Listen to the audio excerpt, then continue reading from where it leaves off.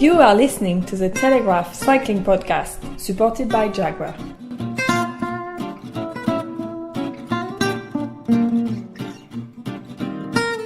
In this special edition of the Telegraph Cycling Podcast, supported by Jaguar, Richard Moore, Daniel Friebe and me, Lionel Birnie, sat down with the president of the UCI, Brian Cookson, on the eve of the 2014 Tour de France to ask him about the state of professional cycling at the moment. Brian, unusual to see the UCI president at the Tour de France. It's 12 months since I was here last time in Corsica, this time last year, and I was on the election wagon, as it were, and now to be here as president is, and with this Grand Départ in the UK, is a great honour for me, and I'm very, very proud and pleased to be here.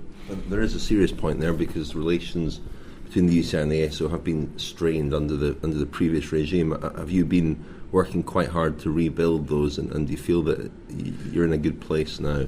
Yeah, absolutely, Richard. And I've always had good relations with ASO in my time as British Cycling President, and we've been able to build on that. We put a lot of time and effort into getting away from any conflict.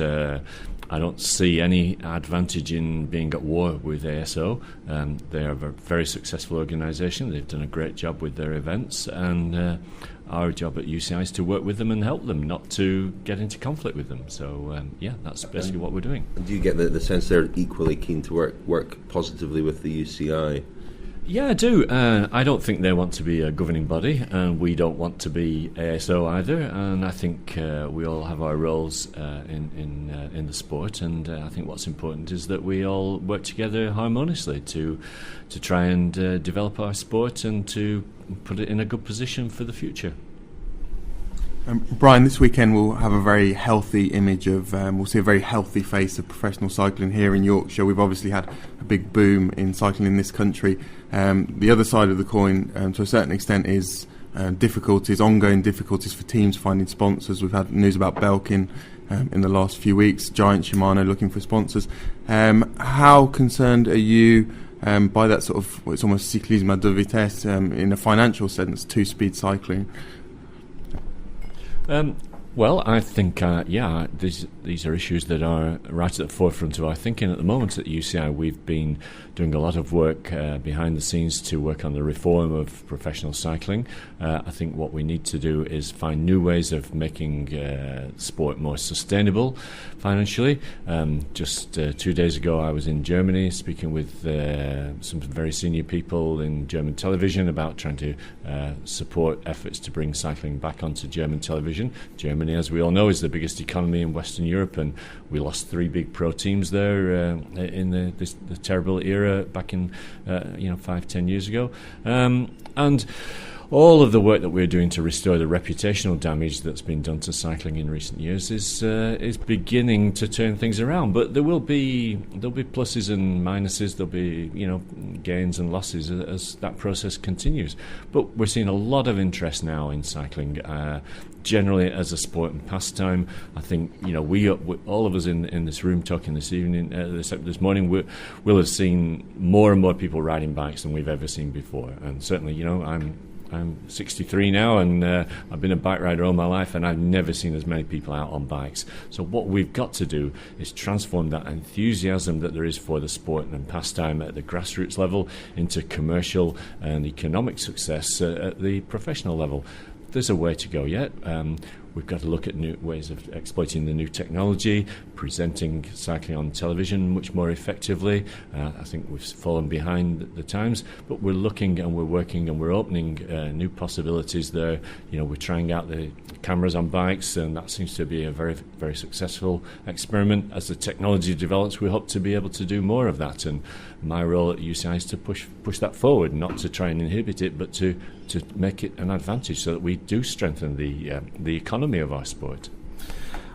Daniel mentions a very upbeat, very positive atmosphere. Already it's 7:30 in the morning, thousands of people flooding into the centre of Leeds to watch the Grand Départ, the whole of Yorkshire ready to celebrate professional cycling, and yet the kind of dark underbelly hasn't been entirely excised yet. because in recent weeks we've had 3 quite high-profile doping cases: Diego Ulissi, Roman Kreuziger, who would have been here as a support rider for Alberto Contador, and Darryl Impey, who wore the yellow jersey just a year ago. So in terms of where cycling is with doping and where the UCI is with its anti-doping efforts, how do you assess the landscape at the moment? Okay. Well, first of all, I can't comment on any particular specific ongoing case, and that's not right, and I won't do that.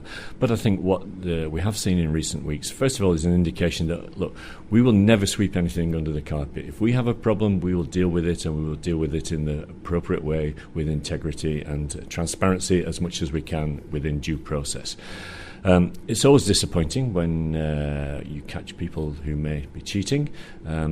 I think if we look at all sports, all walks of life, there will always be a certain number of people who try to cheat.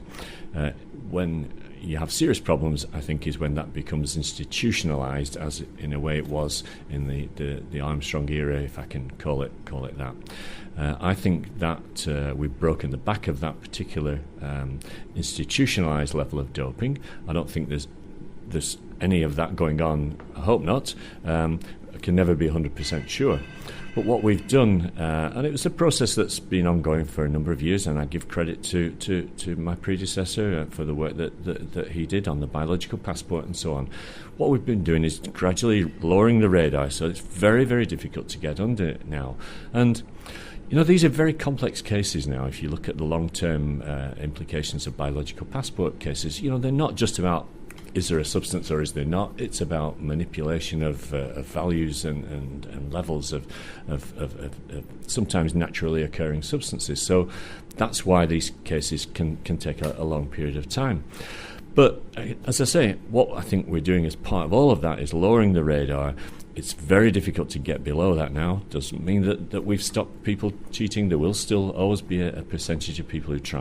And I think what we're seeing now is that, look, there's a lesson here, I think, from the Lance Armstrong era, which is that if you're cheating, we will catch you sooner or later. It might take a few months. It might even take a few years. But sooner or later, especially where there are multiple people involved in conspiracies, those things start to fall apart. And if you've built your success, your reputation on cheating, sooner or later you will be destroyed. We will catch you one way or another, and your reputation will be in the bin, as it is with people that we've seen in the past. So, there's a clear message, I think, to current competitors. Do you understand the frustration that people express, particularly after Darryl Impey's positive test, which was from an incident back in February? Roman Kreuziger is a result of the biological passport, and there's still a difficulty with the public at large understanding how can somebody be positive for drugs so far after the event. How come this has taken so long to come out? That's the perception of it. Do you think the UCI need to do more in terms of educating on how the biological passport actually works, so that people don't think that somebody's been getting away with something for a while and then it comes out ages afterwards, and actually, although from those of us who are inside cycling we understand how the biological passport works, for the wider public it's a kind of what on earth is going on sort of scenario? Yeah, I absolutely understand that, and I think we have got to work first of all with WADA, with the national anti-doping agencies and so on, because each of the cases that are ongoing have been generated within different territories, as it were. So, I think people sometimes have the idea that we at the UCI are in control of the timescales on all of those things, and in many cases, actually, we're not. But what I think it does demonstrate is, as I say, that we're not going to sweep anything under the carpet. If things come out in the run-up in the weeks before the Tour de France, that's frustrating for all of us and disappointing. But I think it does demonstrate that we're not going to sit on these things, and you can imagine the outcry there would be if I'd somehow intervened and said, don't release any of this information until after the Tour de France. The next thing I'd be reading on all over the media, Cookson delays to anti-doping results to make sure the Tour de France is a success. So we won't do that.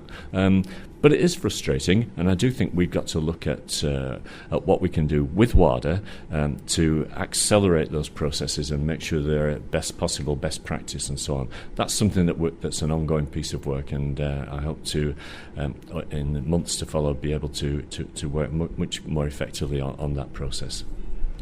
Brian, yesterday I was with Christophe Basson, and we talked a bit about the CIRC, your sort of version of the Truth and Reconciliation Commission, and he expressed concern that that might sap resources from present day sort of anti-doping, the fight on doping, as it's happening now, and also just scepticism about how many people are actually coming forward and how far and how well that is advancing. You've suggested recently that people have come forward. Can you give any indication of numbers and also the kind of resources that it is taking up from the UCI? Is there someone working on it full time, and are they being taken off other anti-doping sort of responsibilities?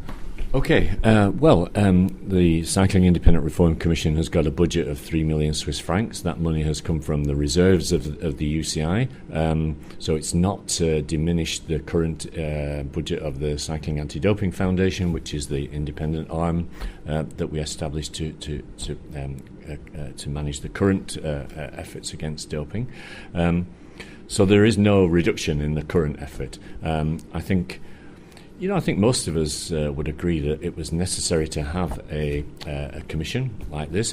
I never liked the phrase truth and reconciliation, but essentially, perhaps that's what it is.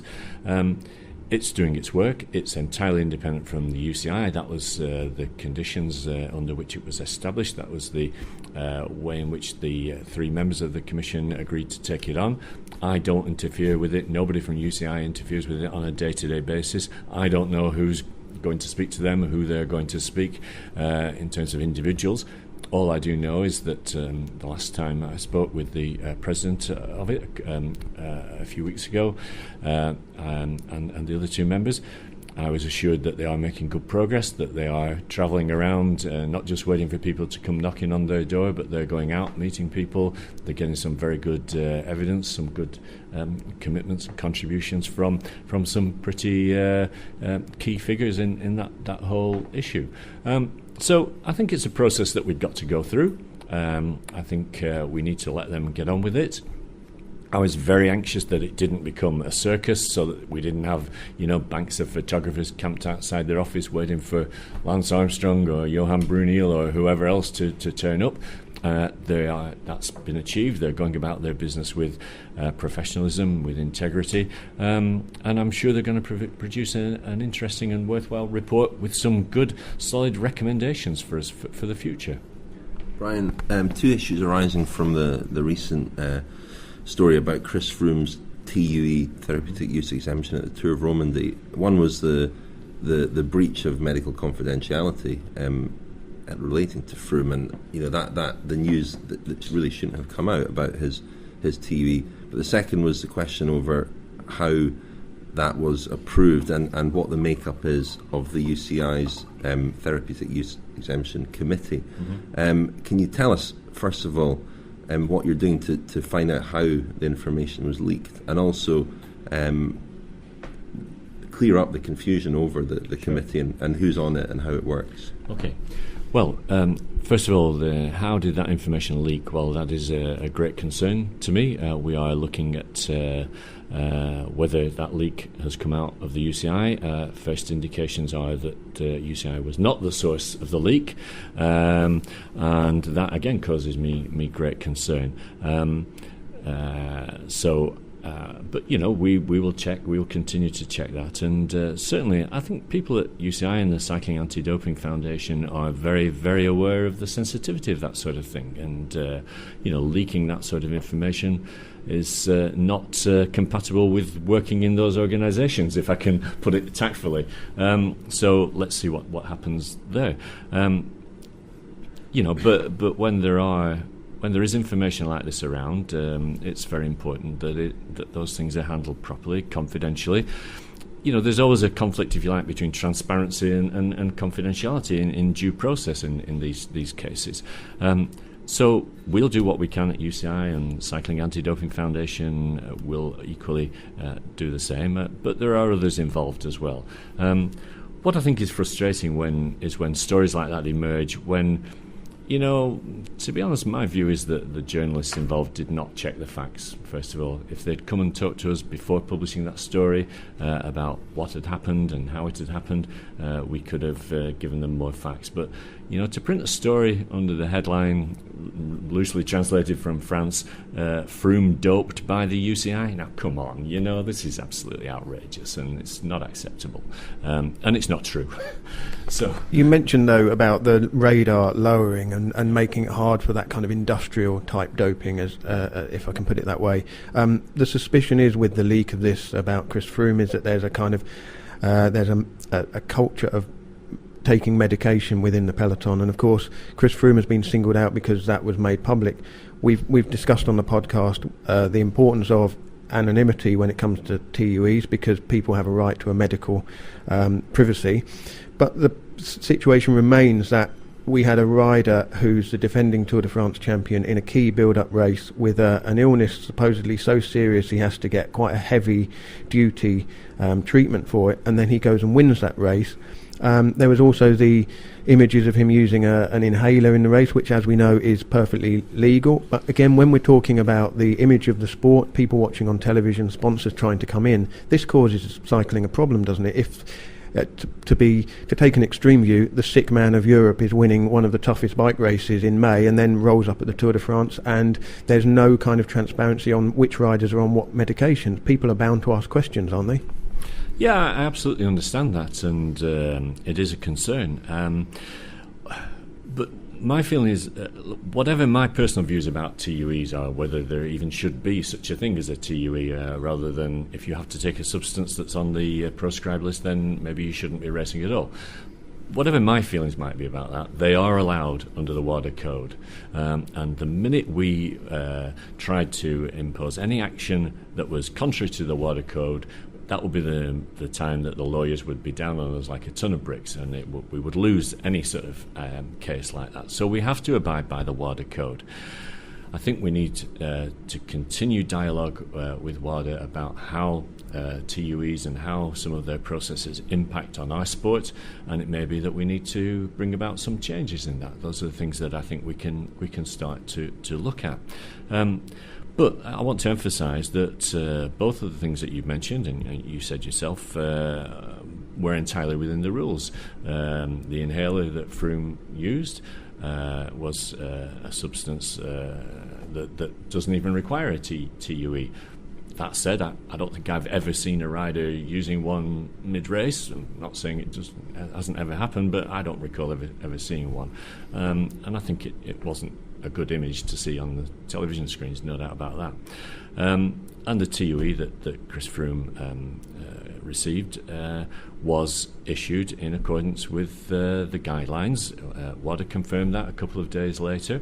But what we've done is look at those guidelines, and we've said, well, there's a TUE committee needed, but what UCI had done in the past had been only to consult and involve the committee if there was a need for, if there was a particularly unusual case, if the circumstances were out of the ordinary, if the substance involved, if the illness, whatever, was something non-regular and uncommon. And in this case, it was an absolutely regular set of circumstances. There was no medical issues. The UCI doctor, Dr. Zazzoli, discussed with the team doctor, as he would for any other rider in the peloton, without any involvement from me or anybody else at UCI, and issued the TUE. And as I say, WADA confirmed that was acceptable in the circumstances. But what we've done since then is look at this and said, look, there is concern about this, that this should rest on the shoulders of one man. We do have a TUE committee. What we will now do is we won't do that any longer. We will refer every single TUE, however difficult that might be procedurally, however much that might cause a delay, because the reputational issue here for our sport is so important, we will involve the TUE committee in every TUE from now on, or rather a panel of the TUE committee. There are 6 people on it. 5 of them are medical doctors with experience in sports medicine. 1 is a pharmacist and so on. So we will involve at least a panel of those people in every TUE decision from now on. And, it's improvement of our processes. Again, I want to emphasise that nobody did anything wrong previously. The TUE was issued in accordance with the rules. The team applied the rules. The rider applied the rules. Our doctor applied the rules and so on. But we can do it better. We can do it more effectively. And we need to do that because what's really important here is the reputation of the sport. And that's our job. And I think we can do a better job, and we are going to do a better job. Lastly on this, just because the Le Journal du Dimanche story included the line about your son Oliver working for Team Sky, just want to address that. The perception from perhaps people who haven't worked in British cycling with a small c, over the years and don't know, that people will just automatically assume that there's some kind of bat phone between Oliver at Team Sky and you as president of the UCI. There is potential conflict of interest there. So what processes are in place to manage a potential conflict of interest, and what involvement, what kind of discussions do you and Oliver have, if any? And is it possible for anybody who has connections to call you up and try and get you to see things their way? Well, first of all, as you know, because you wrote a piece yourself back in 2011, that Ollie's been working for Team Sky for 4 or 5 years now, and he's lived in Spain for 5 years and fluent Spanish, and has good organisational skills. So, I didn't get him the job. I think if anyone knows any of those people involved with Team Sky, they don't take any passengers, and they certainly wouldn't employ somebody just because I was either British Cycling or UCI president. But I understand why people are concerned about that, and everything that we've done at the UCI since the new administration, as it were, took over, is to establish and strengthen independent processes so that I don't get involved. You may recall during the election campaign, we talked very much about separating the president from any involvement in who gets tested, who doesn't get tested, and we've made the Cycling Anti-Doping Foundation entirely independent from the UCI. So there is nobody even from the UCI management committee or the senior staff of the UCI, there is nobody on the board of the Cycling Anti-Doping Foundation. There's no conflict of interest there. They handle all of the anti-doping decisions about who gets tested, where, when, and how. Our legal anti-doping service as well is separate from UCI, the rest of the UCI's legal team, and we have external advice on how that operates as well. So absolutely, 100%, I do not get involved in any potential involvement in who gets tested in any of those anti-doping processes at all. We have more than Chinese walls. We have clear procedures that that prevent that happening, and that's absolutely important to the integrity of the sport. We have there will often be conflicts of interest arising in any activity, in any business, and so on. What's important is that you deal with them appropriately, that you have processes in place to declare those conflicts of interest, and the fact that my son works for Team Sky was declared during my time at British Cycling, and is now, as a matter of record, and has been all along, on the UCI's conflict of interest register. So I don't get involved in any decision that involves anything to do with my son. And, I hope my son has integrity and ethics himself as well. So I don't get to know what goes on inside of Team Sky. And,